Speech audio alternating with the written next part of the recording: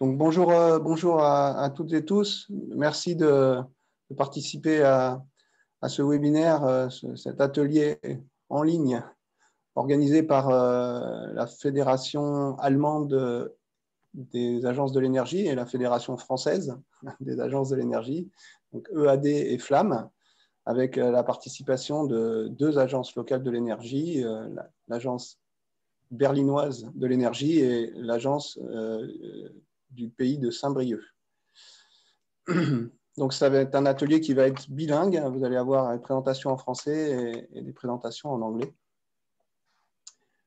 Donc, les petites informations, comme au début de tout webinaire. Donc, ouais, merci de laisser vos micros fermés et d'éteindre vos caméras également pour question de bande passante et puis de bruit parasite, pour éviter ça. Alors, on est 27, 20, une petite trentaine pour l'instant. Donc, on va voir, hein, mais potentiellement, écrivez plutôt vos questions par écrit. Bon, comme on n'est pas très nombreux, il sera peut-être possible de vous laisser néanmoins vous exprimer par oral, mais en tout cas, écrivez vos questions par écrit au fur et à mesure, et puis je relayerai vos questions aux intervenants à la fin de chacune des présentations. Donc, je vais maintenant laisser la parole aux différents intervenants pour qu'ils se présentent et qu'ils présentent leur organisation. Donc, pour commencer, Laura Kirchhoff de la Fédération allemande. Laura, it's your turn.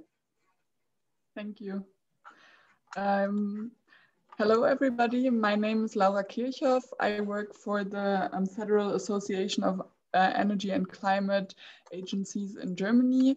And our federation is representing around 40 agencies in Germany, which act mostly on a regional and local level, but some are also conducting national projects. And we are happy to share some experience with you today. So you can put on the next slide, yeah. So with our federation, we promote networking and exchange of know-how between our members. We bundle experiences, offer education and qualification for the employees of our agencies. And we promote also the implementation of joint projects. That's also why we are doing this cooperation workshop today. We are experts on energy consulting. We specify on different target groups. We implement energy efficiency measures. Some of our agencies are specialized in that part, and also on energy and climate protection concepts. That's a specialty mostly for the agencies who work on the municipal level. We implement campaigns and projects. That's mainly our job as the federation on the national level. And we offer support and consultancy for our network partners. Okay, thank you, Laura. Frédéric Lodge de l'agence berlinoise, l'agence du climat et de l'énergie berlinoise. Frédéric, it's to you. Thank you very much. Thank you very much for inviting us to this workshop, to present in this workshop. My name is Frederick Lotje. I work for the Berlin Energy Agency. We are a member of the federation that Laura just presented. And although we are based in Berlin, we're working in Berlin, but also on the national level and on the international level. We have 25 years of experience in energy efficiency. We run campaigns to promote energy efficiency, but we also provide decentralized energy generation systems, mostly CHP, 2 buildings, most of them in Berlin, but not only, mostly aimed at tenants and residential buildings. We have technical know-how to provide consultancy on energy concepts, on energy management and user behavior in Berlin and Germany. And with this know-how, we're also heavily involved in the project that Laura will now present. And we've been involved in this project for the last 12 years in the project management part. And internationally, we're advising on energy service models. Thank you. Thank you, Frédéric. Maintenant, Charline Laster, donc directrice de l'ALEC du pays de Saint-Brieuc. Charline, c'est à toi. Merci Franck. Bonjour à tous. Donc, vous présentez rapidement l'ALEC, donc Agence locale de l'énergie. On intervient sur un territoire de un peu plus de 200 000 habitants, un petit peu, plutôt rural, avec une ville de taille moyenne qui est Saint-Brieuc. On est membre de la Fédération Flamme, évidemment, représentée par Franck. Une association qui est née il y a 10 ans et avec à peu près 130 membres d'horizons divers, des collectivités, des citoyens, des associations, bailleurs sociaux, acteurs économiques, enfin voilà, une diversité d'acteurs qui ont tous un intérêt à contribuer à la lutte contre le dérèglement climatique à l'échelle locale par des actions de terrain. Donc nos actions se découpent sur 4 grands volets. Des actions phares sur les économies d'énergie, le développement des énergies renouvelables, la lutte contre la précarité énergétique, et du coup, ce sera le sujet d'aujourd'hui, et puis des actions plus globales de planification énergétique et mobilisation citoyenne autour de ces enjeux. On intervient pour un peu tous les publics avec des actions plus fortes que d'autres, donc notamment le travail avec les collectivités qui est un axe fort de notre activité, et notamment auprès des communes. Un autre axe fort qui est auprès des particuliers, soit pour travailler en direction des ménages plutôt en situation de précarité énergétique, soit des habitants du territoire pour améliorer leur logement. Et puis des actions qui se développent, donc qui sont plutôt en cours de développement auprès des entreprises et acteurs privés du territoire. Concrètement, on met ça en œuvre avec une équipe de 17 personnes qui sont majoritairement des techniciens, thermiciens, spécialistes de la question énergétique, et des animateurs ou facilitateurs, donc plutôt des approches de faire comprendre et mettre en mouvement en fait, les acteurs sur ces questions-là, autour d'animation, autour d'une expertise qu'on va pouvoir apporter, soit sur l'usage, soit sur les bâtiments, de la technique, et puis une expertise plutôt de vision stratégique d'un territoire et comment on accompagne le territoire qui doit se mettre en mouvement. Voilà pour la présentation. Merci Charline. Et donc pour terminer, je vais vous présenter brièvement donc la Fédération Flamme, qui est la fédération des ALEC en France. Donc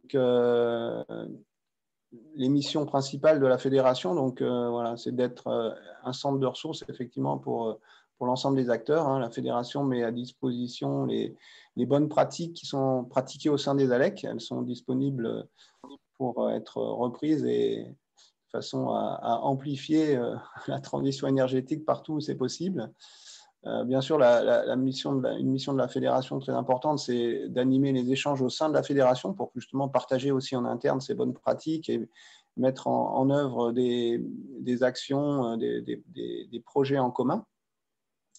Nouer des partenariats, voilà, c'est important. Les ALEC, ce sont des associations qui travaillent en partenariat avec les acteurs locaux, et donc au niveau de la fédération, on noue aussi des partenariats au niveau national de façon à favoriser ces partenariats locaux, à les encourager et à favoriser les rapprochements.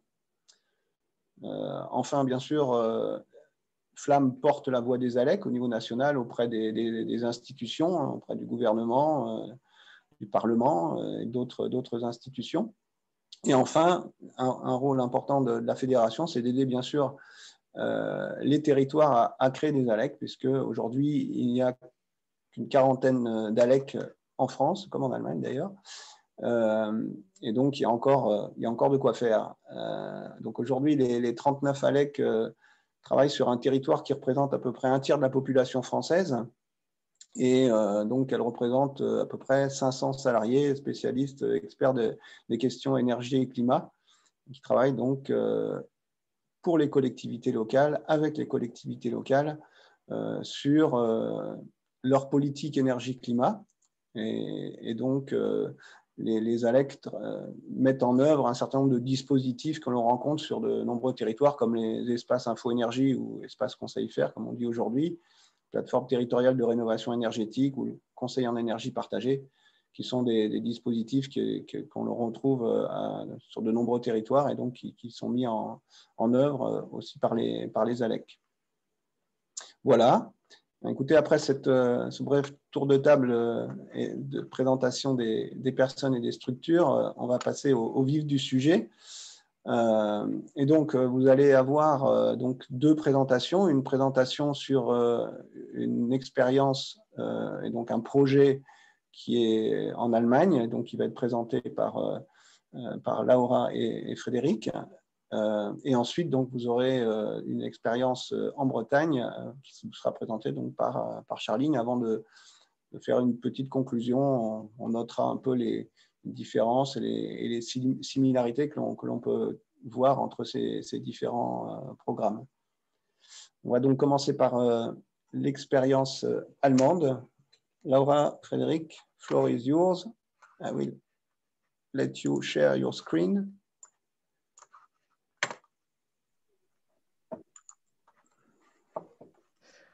Okay.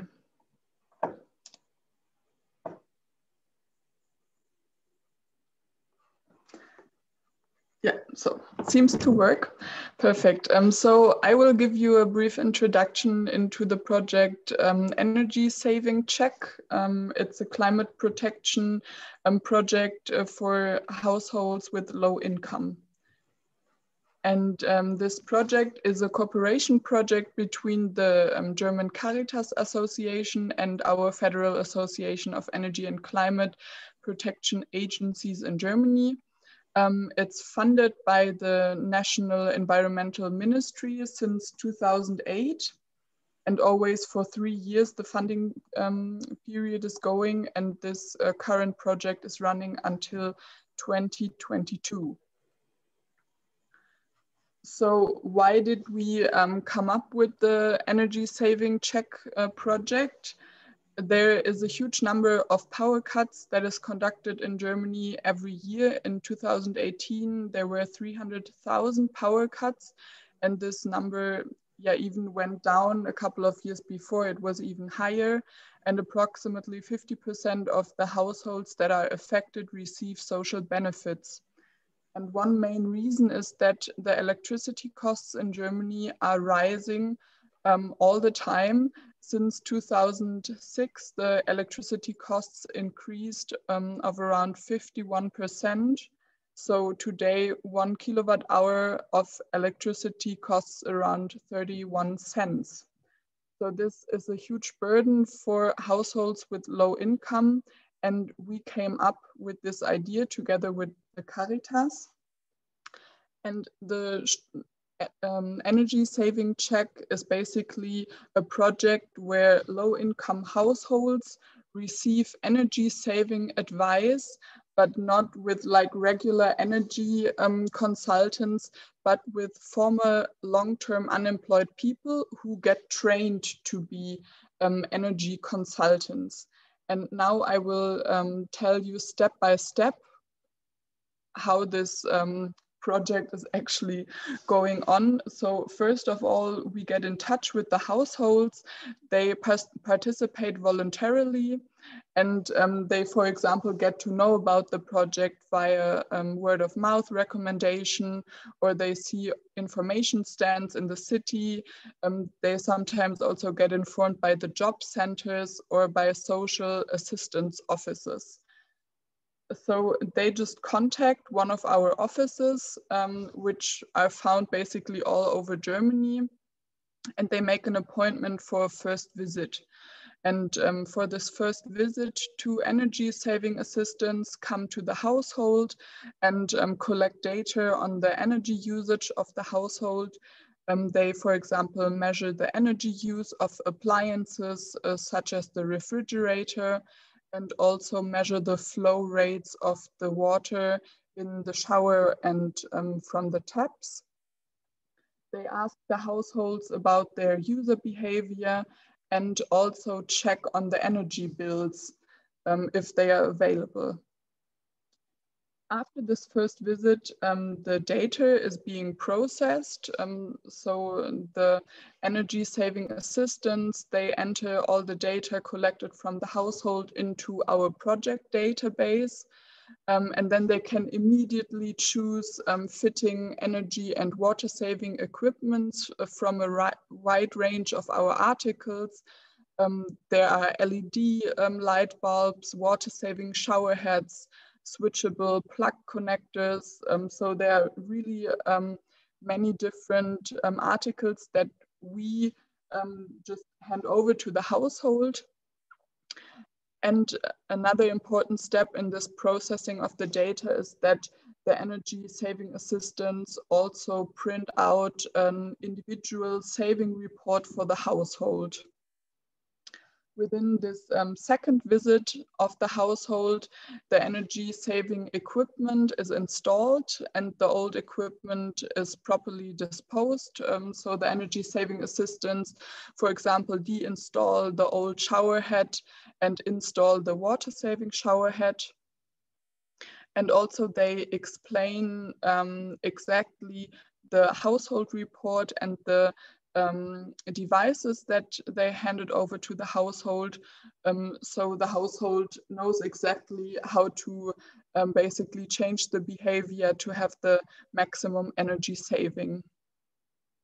There's one speciality. So if the household owns a refrigerator that is older than 10 years, they are obliged to get a €100 voucher to exchange their refrigerator if they can save at least 200 kilowatt hours of electricity.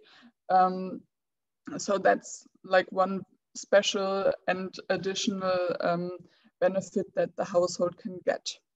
And then there's the third visit, which is a monitoring visit. Not all the households are visited for a third time, just some of them.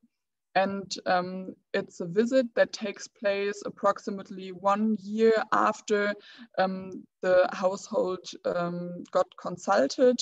And there the energy saving assistants basically check if the products are still working, and they ask the household if they have any questions on the usage of the products.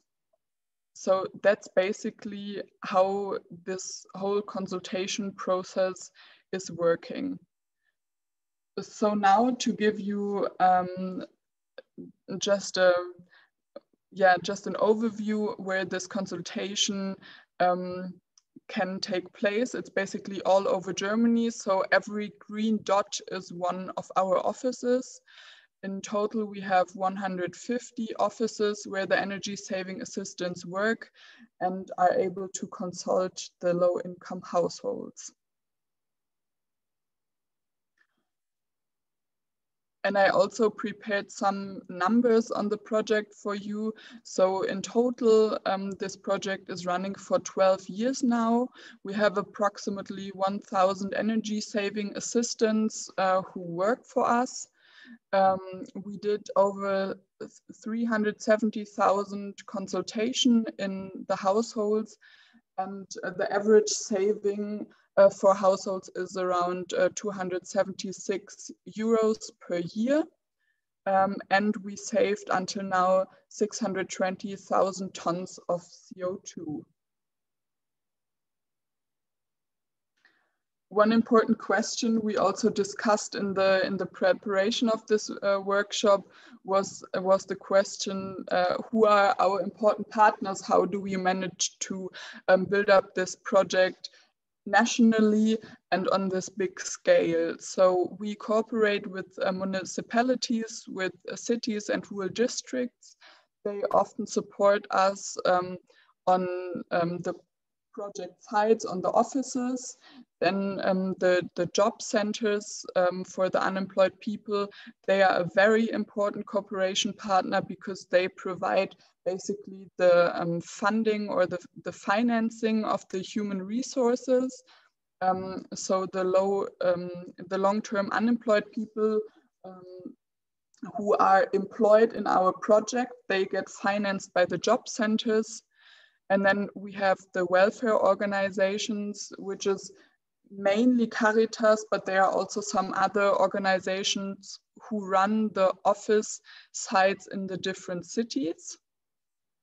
For the support of marketing, we strongly cooperate with social welfare network partners, such as debt consultation services or the German Tafel.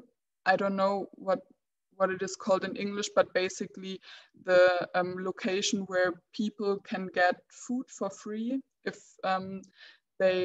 they have a low income. So we cooperate with all these kind of organizations, and then also with utilities. So basically our energy network partners. And how we identify customers is mainly by our marketing activities on local level. So the energy saving assistants, they not only go into the households, but they also basically stand on the street, stand in front of the job centers to inform all interested people about our project. Then a very important part is just really the word of mouth recommendation. So it happens a lot of times that when one household is consulted by our project, they basically just tell it to friends and family, and they also get in touch with the local office. And then we have also sometimes cooperations with the job centers and utilities, that they even send information material with basic letters to the households. So they get the information just directly via mail. As I mentioned before, the total saving after the household got an energy saving check is around 276 euros per year and 532 kilograms of CO2. And it is divided into different parts. So 110 euros on electricity costs that the households can save, 48 euros on hot water, 14 euros on heating, and 104 euros for the refrigerator in case that the household actually exchanged the refrigerator with our voucher. But not only the household saves money, but also the municipalities and the state, because they pay for some parts of the residential costs for recipients of social welfare. And it depends on the kind of basically law you fall under in terms of if you are unemployed for 1 year or if you are unemployed for more than 1 year. So either the municipality or the state has to pay the social welfare. But that's also a nice side effect for the municipalities and also for the state concerning this project. So as I mentioned before, the project is already running for 12 years, and we are continuously developing our topics that we are consulting the households on.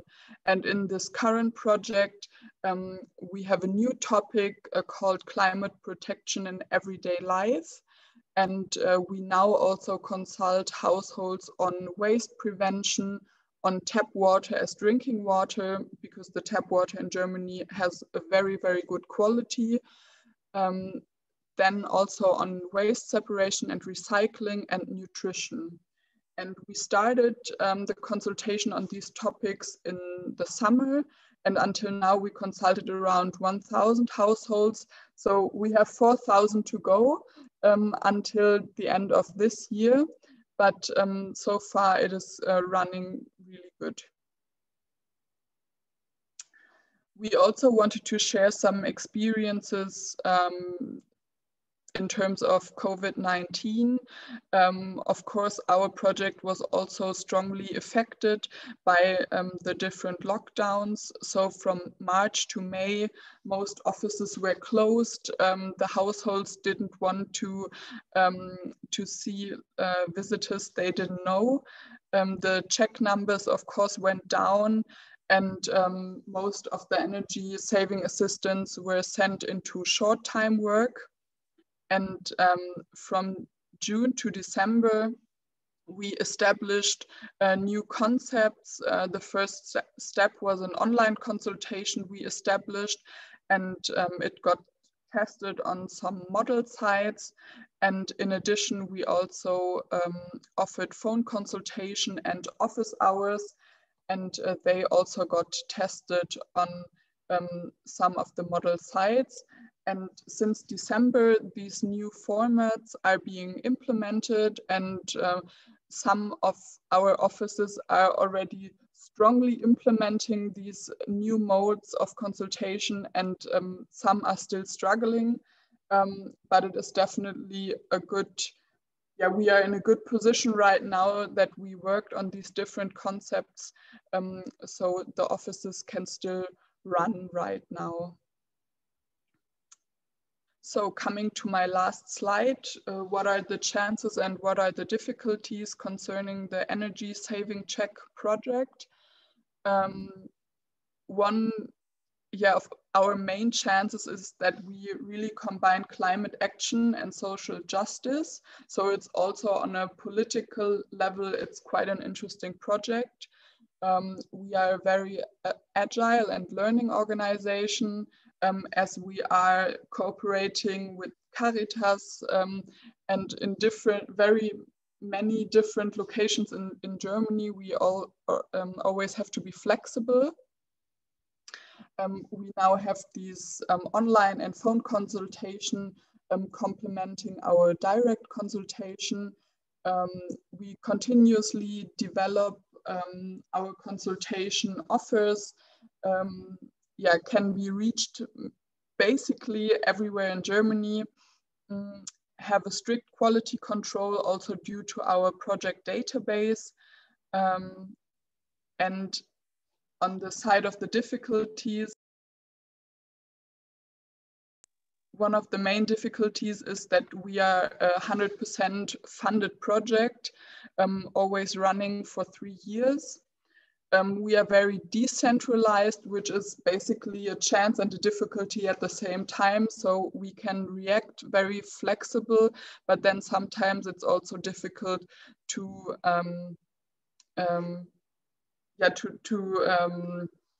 trickle down like central new developments into the different offices. And one of the things that we will try to tackle in our next project time is that we want to also use this impact that we could have on the condition of the housing. So now we are just basically facing low-hanging fruits with the energy consultation. And in the future, we also want to go a little bit more into the direction of how could also the house be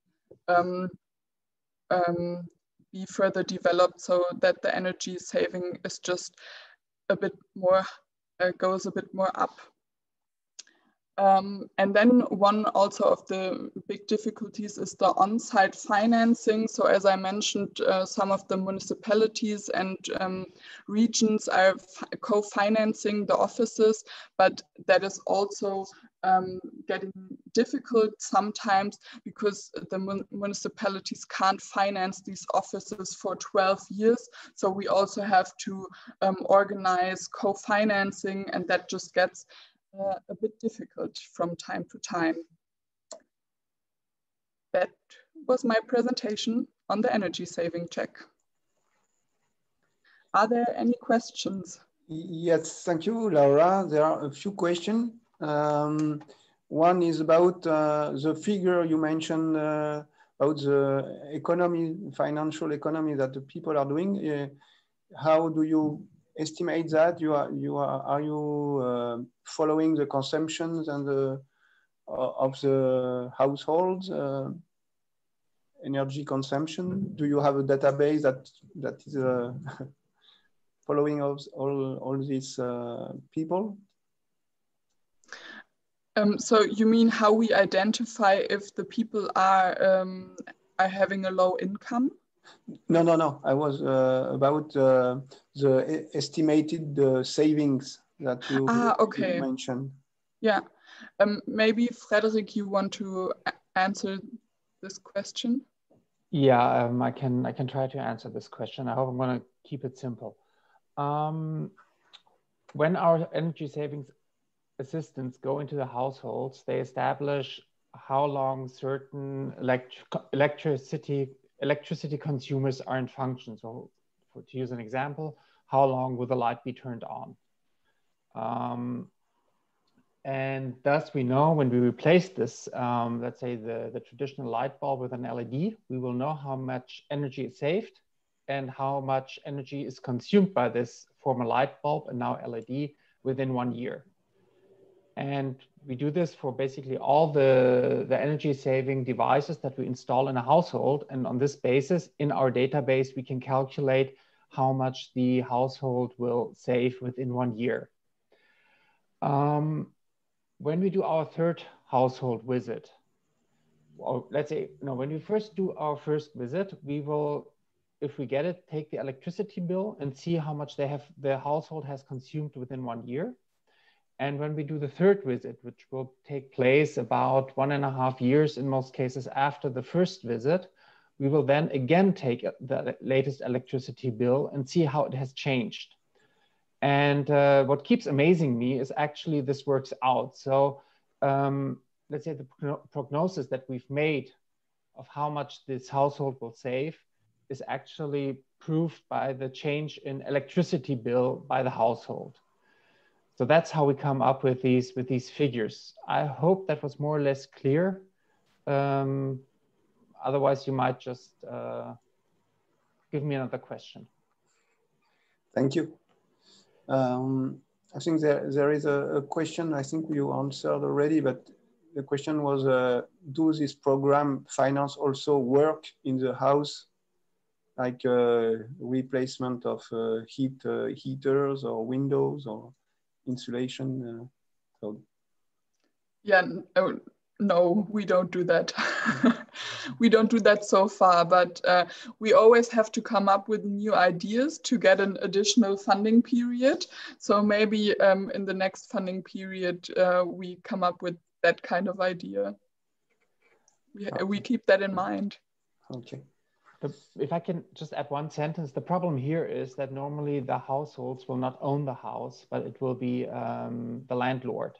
And we are only consulting the households. We are not working with landlords. Okay. There is a remark also, well, like a kind of question we can ask you is, how are you sure that you are touching the poorest people and in your program?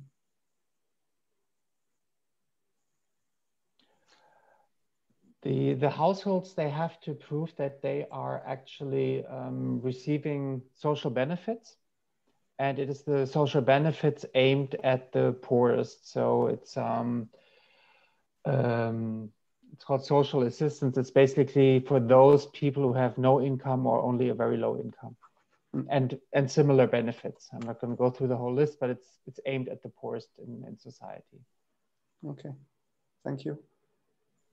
There is no more question right now.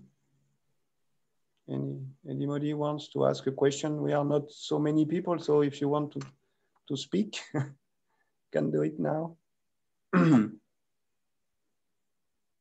That's okay. Well, we'll have another round at the end. So let's continue with the French program. Charline, floor is yours.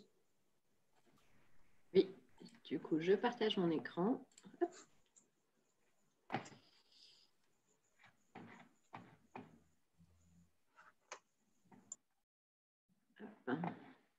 Vous le voyez tous bien? C'est parfait. Donc, moi, je vais vous parler plutôt d'un programme qui sert de repérage de ménages en situation de précarité énergétique. Donc, c'est un programme qui a le doux nom de SLIM, Service local d'intervention pour la maîtrise de l'énergie. Ce programme est porté par le CLER, qui est le réseau pour la transition énergétique, un réseau national qui a déposé un programme certificat d'économie d'énergie, donc C2E. Donc, c'est une manière de financer des actions au local. Concrètement, ce sont les collectivités qui peuvent répondre au programme et qui mettent en œuvre derrière, avec des partenaires locaux, les actions. L'objectif, ou les objectifs plutôt, du programme sont premièrement d'aller à la rencontre des ménages en situation de précarité énergétique, partant du principe que le repérage et l'identification aujourd'hui est assez sectoriel et qu'il y a encore plein de ménages qui sont un peu en dehors des circuits d'aide sociale, en dehors des circuits, on va dire, traditionnels. Et donc, l'idée, c'est d'être plus proactif sur le terrain pour identifier un maximum de ménages. Quand on va au domicile, l'objectif est en même temps que d'accompagner les ménages vers une consommation, un usage dans le logement qui leur permette de faire des économies d'énergie, mais en même temps de comprendre pourquoi ils sont dans cette situation d'une manière globale, en prenant effectivement les caractéristiques du bâtiment, les caractéristiques des équipements de chauffage, production d'eau chaude, mais aussi les équipements d'électroménager et les usages, et en intégrant également les enjeux plus sociaux qui peuvent être des enjeux de sur- ou sous-occupation du logement, les problématiques liées à une précarité un peu plus globale qu'uniquement la précarité énergétique. Évidemment, les ressources qu'ont les ménages, de quel endroit qu'elles proviennent, que ce soit des revenus ou des aides sociales, etc. Et partant de ce constat global, d'identifier les actions, les leviers qui vont leur permettre de sortir de la précarité énergétique à moyen terme. Donc, on travaille déjà sur la partie usage et occupation du logement, mais l'idée, c'est de pouvoir les orienter vers des dispositifs ou vers des parcours d'accompagnement qui, à moyen terme, vont leur permettre de ne plus être dans cette situation de précarité. Donc, ça peut être des actions d'intervention sur le bâtiment, mais ça peut être aussi de proposer un relogement, parce que simplement le logement, la problématique n'est pas une problématique de bâti ni d'usage, mais simplement que le logement est beaucoup trop grand pour l'occupation, les besoins d'occupation, et du coup des factures énergétiques qui sont élevées, alors que dans un plus petit logement, on aurait moins de factures. Ça peut être des accompagnements éducatifs budgétaires pour apprendre aux gens à mieux gérer le budget, les ressources dont ils disposent, assez varié derrière. Mais le programme SLIM en lui-même n'est pas là pour mettre en œuvre tous ces accompagnements. Il est en amont pour repérer et identifier le bon accompagnement et accompagner le ménage à aller chercher ces accompagnements. Pour expliquer un petit peu comment ça se passe, donc on a notre public cible, les ménages en précarité énergétique. Pour les identifier, on va travailler à créer en local des réseaux de donneurs d'alerte qui peuvent être d'horizons divers. Donc ici sont cités les travailleurs sociaux, on pense à eux tout de suite, les bailleurs sociaux, maisons de quartier, espace info énergie, associations caritatives, les élus dans les communes, les CCAS, enfin, plus le réseau sera divers et plus on a de chances d'arriver à identifier le public cible. Donc, il y a tout un travail sur ce réseau au local. Ensuite, le rôle du donneur d'alerte, c'est d'inciter le ménage à demander une visite. Comme pour le programme allemand, il faut que les ménages soient volontaires, puisqu'on va rentrer chez eux et travailler avec eux, et c'est quelque part un petit peu intrusif comme visite. Donc, il faut que le ménage soit volontaire pour participer à l'action, qu'il soit d'accord pour accueillir quelqu'un, qu'il soit prêt montrer réellement comment il fonctionne dans son logement. Donc, le ménage arrive au niveau de l'animateur du dispositif. On a une partie de coordination, évidemment, et puis les chargés de visite qui, eux, font les visites à domicile et réalisent le diagnostic socio-technique dont je parlais tout de suite. Et derrière, l'objectif est d'avoir un réseau de partenaires qui peuvent être les mêmes que les donneurs d'alerte ou d'autres partenaires qui vont intervenir sur l'accompagnement du ménage après.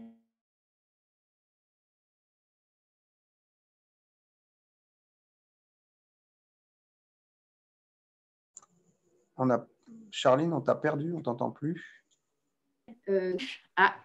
J'ai pourtant pas de difficulté de réseau. C'est revenu? C'est revenu. Ok, désolée. Donc, vous étiez arrêté où, les partenaires techniques? Voilà, tu commençais à parler des partenaires. Okay.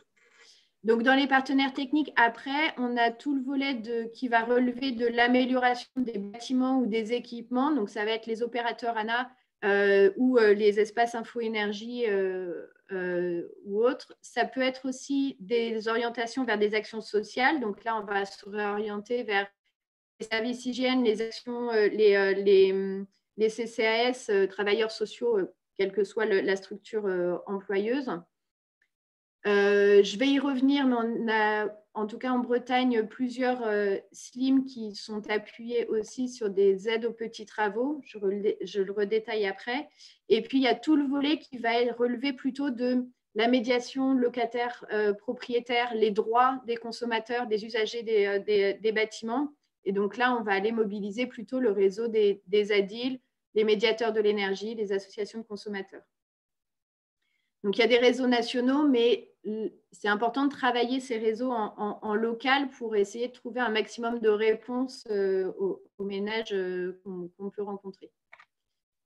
Un petit zoom sur la Bretagne. Donc, en Bretagne, il y a 5 SLIM de niveaux différents. Donc, il y en a 2 au niveau départementaux, donc un sur le Finistère et un sur le Morbihan, et 3 au niveau d'agglomération, du coup à Brest Métropole, et puis Saint-Brieuc agglomération et Lamballe terre et mer. Et les opérateurs de terrain, donc ce sont bien les départements ou les agglomérations qui répondent à l'appel à projet du SLIM, et ensuite ils demandent à des acteurs de terrain de mettre en œuvre les visites et ou la coordination, ça dépend un peu des situations. Et donc en Bretagne, il y a 5 ALEC qui sont impliqués, donc nous à Saint-Brieuc, et c'est pour ça que je vous parle aujourd'hui, mais l'ALEC à Morlaix, Éole, à Brest, qui intervient sur les 2 niveaux, donc à la fois au niveau de l'agglomération de Brest et puis au niveau du département. L'ALECOB qui se situe à Carhaix et qui intervient sur les 3 départements, enfin, du coup les 2 départements du Finistère et du Morbihan, et puis à Lorient qui intervient sur une partie du territoire du Morbihan. Et ce maillage est complété dans le Finistère par un intervenant qui est directement au sein du conseil départemental. Et puis dans le Morbihan, une autre association qui couvre les territoires qui sont non couverts par les ALEC. Donc il y a 9 salariés dans les ALEC et 3 en dehors des ALEC, donc association conseil départemental. On a 2 modèles de SLIM. L'avantage de ce dispositif, donc, qui est porté nationalement, mais il permet une adaptation au local. Et c'est un peu la force de ce dispositif, c'est qu'il va être capable de s'adapter à des territoires denses, à des territoires ruraux, et de laisser la place à des collectivités qui ont des approches différentes. Donc, par exemple, dans les 2 départements du Finistère, du Morbihan, et pour l'agglomération, la métropole de Brest, le repérage est essentiellement fait par des travailleurs sociaux. Et le chargé de visite fait une seule visite à domicile, au cours de laquelle il fait à la fois le diagnostic socio-technique et en même temps fait tous les préconisations, les conseils sur les usages, et installe du petit matériel économe qui va être des mousseurs pour économiser l'eau, qui peut être des réflecteurs de chaleur à installer derrière des radiateurs, des thermomètres à mettre dans les réfrigérateurs. Enfin, voilà, il y a tout un kit, des rideaux un peu isolants, des joints de fenêtres pour refaire l'étanchéité des fenêtres. Enfin, voilà, il y a une liste assez large de petits équipements qui peuvent être installés. Et donc, au retour de la visite, ils font un petit rapport, une synthèse de cette visite. Ils prennent contact éventuellement avec des partenaires pour voir quelle serait la meilleure orientation. Et ils envoient ce rapport et ces conclusions au ménage. Et quand ils pensent que le ménage ne pourra pas se saisir seul de cet outil, ils rappellent pour expliquer et aider le ménage à comprendre ce qu'il en ressort. Sur les deux agglomérations de Saint-Brieuc et de Lamballe-Terre-et-Mer, donc les deux que nous, on met en œuvre, on est sur un modèle à 2 visites. Donc, on a 2 temps d'échange au domicile du ménage.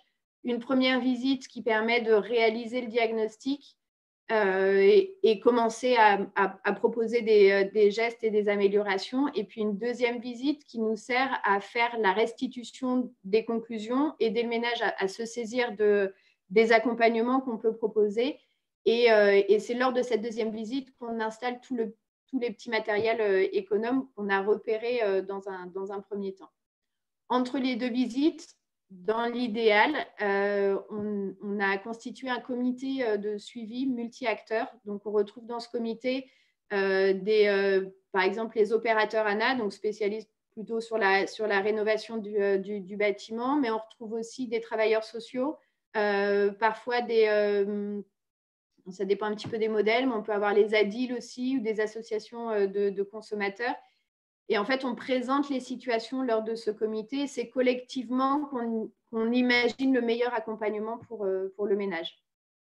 Donc, 2 modèles un petit peu différents, mais qui sont tous dans un même fonctionnement de service local d'intervention pour la maîtrise de l'énergie. Et puis, je vous dis la possibilité d'adosser ce dispositif SLIM à un fonds aux petits travaux. Donc, il y a 3 SLIM en Bretagne qui ont ce type de fonds derrière. C'est les 2 SLIM des départements, donc Finistère, Morbihan, et puis celui de l'agglomération de Saint-Brieuc. Ces fonds aux petits travaux sont bien souvent alimentés par les collectivités et par la Fondation Abbé Pierre. Et en fait, ils nous servent à pouvoir tout de suite déclencher des travaux pour améliorer le confort des ménages, les mettre en sécurité ou pour enclencher une démarche de travaux plus importants. Ça va être les petits travaux dont on parle, ça peut être faire réparer une fenêtre. Il y a une fenêtre qui est cassée, on sait qu'on ne pourra pas trouver un dispositif d'aide aux travaux global pour réparer cette fenêtre. Pour autant, il faut la réparer. On va pouvoir mobiliser ce fonds juste pour remplacer cette fenêtre.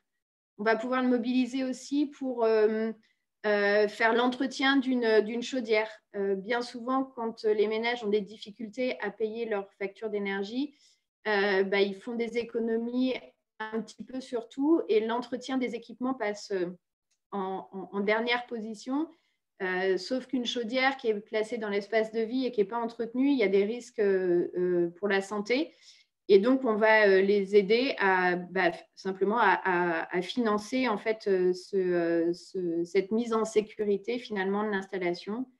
Le fonds peut également servir à remplacer un équipement électroménager qui serait vétuste et très consommateur. Par exemple, évidemment, on pense à un réfrigérateur, un congélateur qui fonctionnerait plus et du coup qui serait surconsommateur. On va pouvoir le remplacer ou supprimer un radiateur, un poêle à pétrole, pardon, et puis le remplacer par un radiateur électrique d'appoint, par exemple. Là, c'est pareil, c'est plus pour des questions de mise en sécurité des personnes qui étaient de l'air intérieur. Donc, ce n'est pas une obligation, mais nombreux sont les SLIM qui ont créé aussi ces petits fonds pour aller plus loin. On a l'intérêt de ce dispositif, c'est que ça nous a permis de mettre autour de la table des acteurs qui travaillaient plutôt en silo. Donc, il y a le monde de l'énergie, il y a le monde des travaux, il y a le monde du social, il y a le monde de la santé. Tous, on peut identifier des problématiques, mais en fait, il y avait peu de liens qui se faisaient entre ces différents mondes. Or, en général, on voit des corrélations entre des problématiques qu'on va retrouver dans des logements de personnes en précarité. Je vous ai mis une photo là, mais on en a plein des comme ça, des problématiques d'humidité et donc de moisissure et tous les impacts qu'il peut y avoir sur la santé au travers de ça. Et du coup, on a participé à une expérimentation qui a été menée par l'École des hautes études en santé publique sur les années 2018-2019 avec un financement de l'Agence régionale de santé et qui avait pour but d'essayer de mettre en corrélation les situations de précarité énergétique et les situations d'impact sur la santé et notamment sur les aspects sanitaires, enfin les aspects respiratoires, des allergies ou de l'asthme ou des rhinites ou des choses comme ça qui sont un petit peu chroniques, qu'on va pouvoir détecter plus souvent chez les ménages dont les logements sont inconfortables. Ça a permis notamment de rencontrer des conseillers médicaux en environnement intérieur, des CMEI, qui, eux, donc, en général, ont des profils, des formations d'infirmiers au départ, et qui se sont formés sur la qualité de l'air intérieur, enfin, et d'une manière générale sur l'environnement intérieur et l'impact que ça pouvait avoir sur la santé. Et donc, on a fait se rencontrer les chargés de visite précarité énergétique et les conseillers médicaux en environnement intérieur. Et donc, les chargés de visite en précarité énergétique devaient repérer des ménages chez lesquels potentiellement il y avait un lien entre la mauvaise qualité des logements et la santé. Et derrière était proposée une visite conseil des CMEI. Donc, c'est un conseil qui va être complémentaire aux usages des logements sur la partie énergie, puisqu'ils vont, eux, plus travailler sur la qualité de l'air, l'usage, la ventilation, l'aération des logements, mais aussi tout ce qui va être usage de produits de nettoyage plus ou moins bons pour la santé, on va dire. Et donc, pour le ménage, ça lui permettait d'avoir aussi ces conseils-là. Et en même temps, de l'autre côté, ils ont pu capitaliser et vérifier si, chez les ménages en précarité énergétique, ces CMEI rencontraient plus souvent des problèmes de santé. Leur conclusion a été qu'ils n'avaient rien découvert de fondamentalement nouveau dans les situations rencontrées, c'est-à-dire que ils ont refait le lien à nouveau entre des problématiques d'humidité, de développement de moisissure et des problématiques d'asthme ou de difficultés respiratoires, et notamment chez les enfants. Donc, ce n'était pas une surprise pour eux. Par contre, ce qui était la surprise, c'est que c'est un public qui voyait très, très peu. C'est un nouveau public pour eux. Alors identifier très bien, c'était un public qui avait besoin de ces conseils. Et donc, il devrait y avoir une suite à cette première étude pour essayer d'aller plus loin et un petit peu de systématiser les liens entre les acteurs de lutte contre la précarité énergétique et les acteurs de la santé.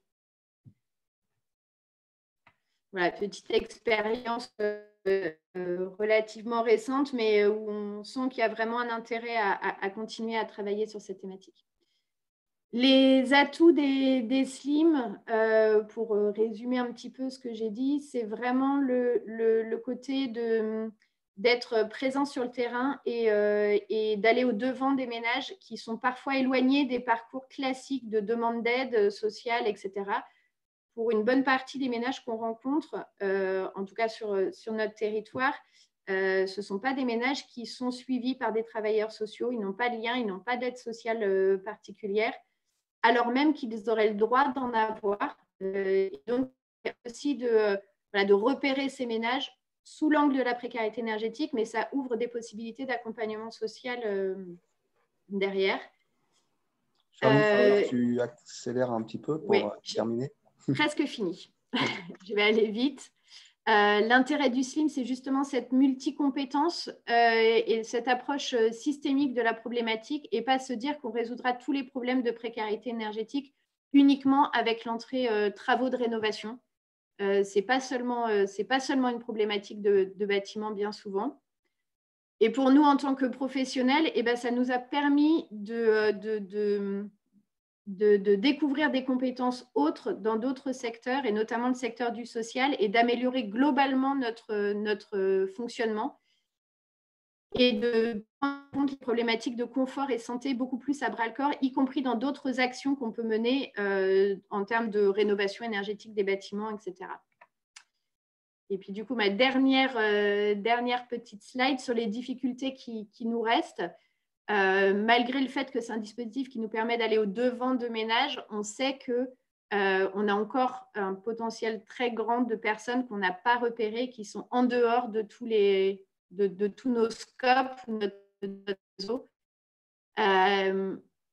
Une frustration aussi sur le fait qu'on n'arrive pas à avoir de solution pour tout le monde. J'ai cité 3 exemples, mais je ne vais pas le détailler. Mais parfois, on est face à des situations où on n'a pas de possibilité d'accompagnement, on ne trouve pas quelle est la bonne solution et on n'a pas l'interlocuteur derrière. Et du coup, mis à part pouvoir donner des conseils sur l'usage, on est un petit peu bloqué et on sait que ce n'est pas que ça qui va résoudre leurs problématiques. Et puis, le dernier point qui va aussi avec celui qui a été présenté par nos collègues allemands, c'est un dispositif qui est basé sur un financement, donc les programmes C2E, et du coup, c'est des périodicités de 3 ans en général. Et donc, nous, on est dedans depuis 2014, mais on ne sait pas pour combien de temps ça va durer. Donc, on a aussi cette perspective de difficulté de financement à l'avenir.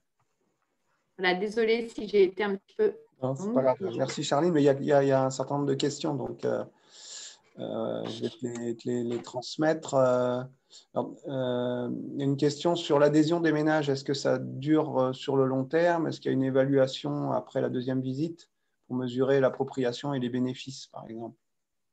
Alors, du coup, les 2 visites sont en général entrecoupées d'au moins 1 mois. Donc, la deuxième visite permet aussi de valider la compréhension des préconisations, des gestes qui auraient pu être conseillés. Mais non, après cette visite-là, on ne retourne pas vers les ménages, sauf de temps en temps où on fait une évaluation, mais du coup, c'est ponctuel, ce n'est pas systématique. Et on va se dire, sur 3-4 mois, on va rappeler tous les ménages qu'on a vus il y a 1 an pour savoir où ils en sont. Mais voilà, c'est un petit peu sur la base du volontariat. Est-ce qu'on a le temps de le faire? Est-ce qu'on met en œuvre cette évaluation? Mais il n'y a rien de systématique. D'accord. Il y a une question sur… tu as présenté 2 modèles, hein, effectivement, de SLIM. Est-ce que vous constatez une différence d'impact entre les 2 modèles? Alors, déjà pour dire, en France, rares sont les modèles à 2 visites. La majorité, c'est une seule visite. Et la différence, oui, il y a une différence, notamment quand les ménages sont très peu autonomes, pour plein de raisons, parce qu'on rencontre des ménages qui ont des difficultés avec la lecture, qui n'ont pas forcément de téléphone, etc. Et donc, si on ne fait pas cette deuxième visite, les aider à prendre en main l'accompagnement, ça peut être compliqué. Donc, je dirais qu'il y a à peu près 1/3 des ménages pour lesquels cette deuxième visite est nécessaire pour qu'il se passe quelque chose et qu'ils enclenchent vraiment l'accompagnement. Pour les autres, ils ont une capacité à s'auto-saisir et puis on peut s'appuyer sur quand ils sont accompagnés par un travailleur social, passer les éléments au travailleur social qui, lui, va pouvoir prendre le relais pour mobiliser l'accompagnement. Mais les ménages les plus fragiles ont vraiment besoin de cette deuxième visite. D'accord. Il y a un certain nombre de questions là par rapport au CMEI. Déjà, est-ce que l'étude que tu as mentionnée, est-ce qu'elle est accessible? Est-ce que c'est possible peut-être de donner un lien pour oui. que les participants puissent la récupérer? Et il y a une question sur est-ce qu'il est prévu de poursuivre cette étude en élargissant les impacts de la précarité énergétique sur d'autres dimensions de la santé, comme la santé mentale, déterminants sociaux de la santé, etc. Effectivement, en fait, cette première étude n'avait pas vocation à être une étude statistiquement fiable, c'est-à-dire qu'on était encore en phase de justifier si ça vaut le coup d'aller plus loin ou pas. Donc, elle a été réalisée sur une 50aine de ménages, en précarité ou pas. Du coup, on a pu comparer les deux. Et il était prévu, tout début 2020, on avait évoqué effectivement la possibilité de prolonger l'étude pour qu'elle devienne statistiquement fiable et puis d'élargir effectivement sur d'autres aspects et notamment les aspects psychologiques du mal logement. C'était aussi une demande de la Fondation Abbé Pierre sur ces enjeux-là. Avec tout ce qui s'est passé en 2020, la mobilisation de l'ARS sur d'autres thématiques que celle du logement, pour l'instant, c'est un petit peu au point mort, mais je ne désespère pas qu'il puisse y avoir des suites plus concrètes à donner. Mais peut-être qu'il faudrait la faire pas qu'à l'échelle d'une région, il faudrait probablement la faire à l'échelle nationale, cette étude. Ok. Une question là par rapport à l'intervention des CMEI, est-ce que c'est sur prescription médicale qu'elle se fait normalement? Oui. Alors d'habitude, c'est ça. En fait, tous les médecins généralistes peuvent, s'ils ont un doute, mobiliser une CMEI et donc faire une ordonnance. Et du coup, c'est une prestation qui est remboursée intégralement par la sécurité sociale. Là, la particularité, c'est que dans le cadre de l'étude, on le faisait sans cette demande. La prise en charge de l'intervention de la CMEI se faisait via les financements de l'ARS pour l'étude. Mais du coup, c'est une des difficultés, c'est qu'il faut que les généralistes soient bien informés. Et pour vous dire, dans les Côtes-d'Armor, il y a une CMEI à l'échelle du département. Donc, si massivement tout le monde se mettait à demander des visites de CMEI, je pense qu'elle n'arriverait pas à assumer pour tout le monde. Ok. Après, il y a une question qui est un peu en dehors, mais moi, je te la pose quand même. C'est le lien entre les ALEC et l'ANA dans le domaine de la rénovation énergétique des passoires et pour les ménages à bas revenus. Je pense que c'est très variable en fonction des territoires. En l'occurrence, nous, dans les comités de suivi qu'on a sur notre territoire, les opérateurs ANA sont présents. Donc, ce n'est pas l'ANA, mais c'est les opérateurs qui sont présents et on discute ensemble des situations pour voir s'il est opportun de renvoyer les personnes vers eux. Je ne répondrai pas de manière nationale parce que c'est vraiment en fonction de chaque territoire qu'il peut y avoir des liens ou pas. D'accord. Ensuite, il y a le témoignage, alors c'est digne-toi par rapport à une autre action qui est mentionnée. Peut-être vous pouvez prendre la parole rapidement pour expliquer. C'est apparemment un autre programme qui vise les invisibles. Peut-être c'est intéressant que vous en parliez rapidement. Merci.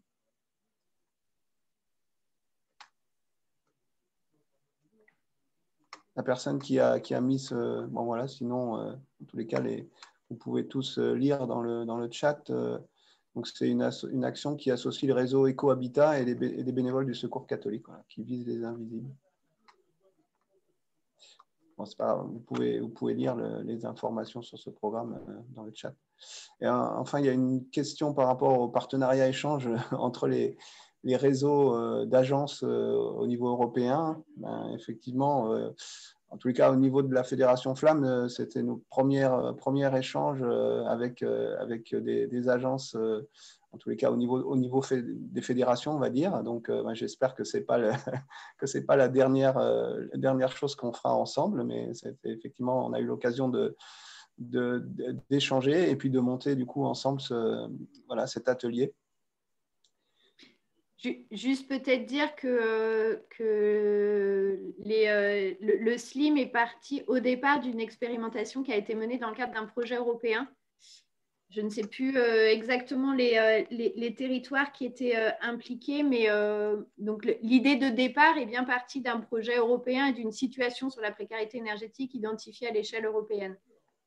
Maintenant, yeah. I believe that the European program you mentioned is also the starting point of your program now, isn't it?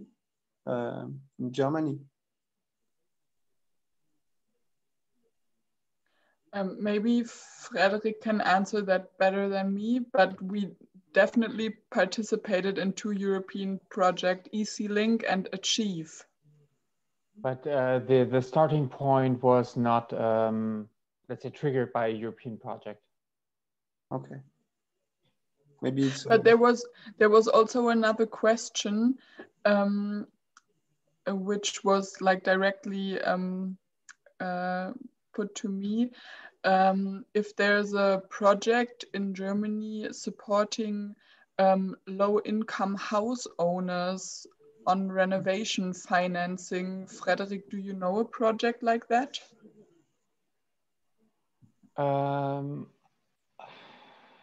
I don't know a project which is aimed at low-income homeowners. I mean, there are projects aimed at homeowners, and I would think that they're not excluded from these projects, but it's not really our scope of activities, so I can't really supply any more information here. May I add something? The question came from me, therefore maybe I could explain the question. Like I know, the very famous KfW program in Germany is not eligible for low family income, and I mean the problem is what kind of support can Germany give to this kind of family, because you have also low family income. They are also, like in France, living mostly in homes, or they are also owners. And the problem is what can they do to renovate their home? And if I remember well, Germany has a program which is a kind of renovation step by step, which is the Sanierungsfahrplan. And I thought maybe this kind of program could be accessible for such kind of family, which could renovate their home step by step, but not like the global approach, which is not affordable for them. Laura? Yeah. Any comment? Or? I think there's, I cannot really tell you what would be an appropriate program, because it's just not the focus of our work. I think there's one big difference as far as I have perceived the situation in France, and is that you have way more house owners who have very little money. In Germany, it has mostly, I think 70% of the people in Germany live in rented homes.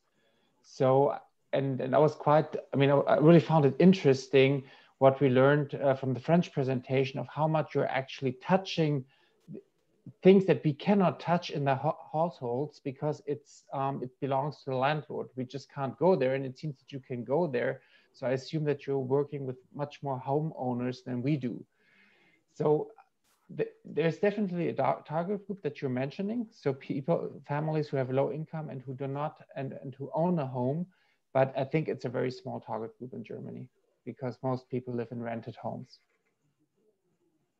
Okay. Mm-hmm. I thought, yes, thank you. Well, maybe faut peut-être qu'on avance un petit peu. Là, on est normalement terminé, on a fini le temps pour cet atelier. On voudrait juste vous présenter un peu quelques conclusions, enfin si on peut appeler ça conclusion, mais présenter un peu les différences et les similarités qu'on peut observer entre les deux programmes. Donc, ce que l'on voit, c'est qu'en Allemagne, donc c'est un programme qui, avec les visites donc, qui sont menées par des personnes au chômage, en fait, qui sont formées pour ça, alors qu'en France, c'est plutôt des professionnels qui font ces visites. Une autre différence, c'est que le programme allemand, c'est à la base un programme qui vise vraiment la réduction des émissions de gaz à effet de serre, enfin de CO2. alors que le programme en France, c'est plus un programme social. Ce qu'on a vu aussi, c'est qu'effectivement, en Allemagne, le programme se tenait à lui seul et il n'orientait pas ensuite vers les personnes vers d'autres programmes éventuellement, alors que dans le cadre du SLIM, effectivement, il y a cette possibilité d'orienter les personnes vers d'autres programmes. Et enfin, une différence, c'est qu'en Allemagne, effectivement, le programme est beaucoup plus répandu. On a vu, il y a plus d'une centaine de villes dans lesquelles ce programme a lieu, alors qu'en France, on est aux alentours d'une trentaine à une quarantaine de territoires qui portent un SLIM aujourd'hui. Côté similarité, on voit que dans tous les cas, il faut que les municipalités soient volontaires en fait pour organiser et financer ce type de programme, parce que le financement, aussi bien les financements des C2E que même côté allemand aussi, en fait, ne financent pas tout et les municipalités doivent également financer. On voit que dans les deux cas, voilà, les programmes font appel à tout comment on peut dire, un écosystème d'organisation finalement pour identifier les cibles. Que dans les deux cas, on a comme objectif un objectif très important qui est voilà, d'améliorer le confort des personnes. C'est un des grands objectifs. Que dans les deux cas, ce sont des conseils sur l'utilisation de l'énergie dans le logement et que dans les deux cas, on voit qu'il y a distribution de petits équipements. Donc, on voit quand même qu'il y a beaucoup de similarités entre ces deux programmes finalement. Donc, voilà, je ne sais pas si vous avez encore des questions ou des remarques à faire par rapport à ces deux présentations. On n'est pas très nombreux. Si vous souhaitez prendre la parole, c'est possible.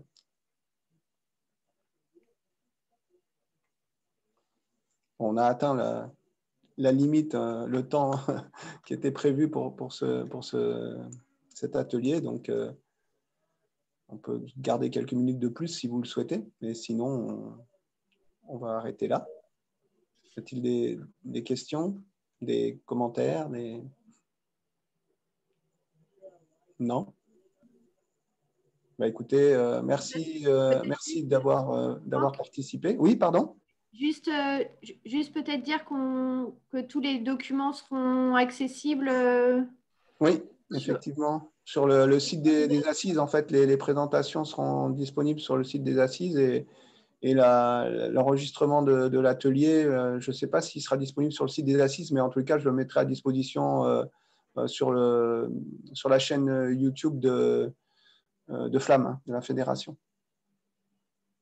Alors, il y a une question qui vient d'arriver. Ah oui, une question par rapport, ouais, in German, sorry, it's for you, Frederic or Laura, about the electricity meter. Do you have also in Germany intelligent kind of meters for electricity? Or connected, maybe not intelligent, but connected, please? Well, I would say it exists, but only a few of them. It is nothing that we're dealing yet with in our project. Okay, smart meters way. Yeah, they're slow in distributing them. Okay, thank you. Well, thank you, Laura, Frédéric, and Charline for your presentations. And thank you all for attending. Merci à tous d'avoir participé. Et puis, bonne fin de journée. Au revoir.